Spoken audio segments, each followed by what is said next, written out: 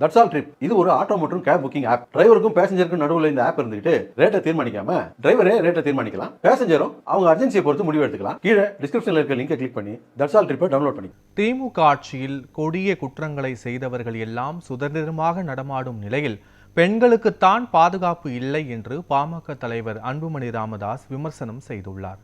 தூத்துக்குடி மாவட்டம் வேடநத்தத்தில் 12ஆம் வகுப்பு மாணவி பாலியல் வன்கொடுமை செய்யப்பட்டு படுகொலை செய்யப்பட்ட வழக்கில் தர்ம முனீஸ்வரன் என்ற குற்றவாளி கைது செய்யப்பட்டிருப்பதை குறிப்பிட்டு அவர் அறிக்கை வெளியிட்டுள்ளார். அதில் ஒரு மூதாட்டி படுகொலை வழக்கில் ஆயுள் தண்டனை விதிக்கப்பட்டு சிறையில் அடைக்கப்பட்டு இருந்த தர்ம முனீஸ்வரன் பிணையில் வெளிவந்திருந்ததை அவர் சுட்டிக்காட்டியுள்ளார்.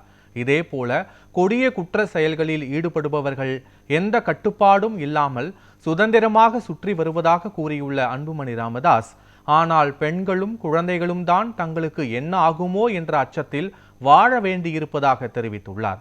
தமிழகத்தின் சாபக்கேடு திமுக ஆட்சி என்று கூறியுள்ள அன்புமணி ராமதாஸ், தேர்தல் மூலம் இந்த சாபத்தில் இருந்து தமிழக மக்களுக்கு விமோச்சனம் கிடைக்கும் என்றும் கூறியுள்ளார்.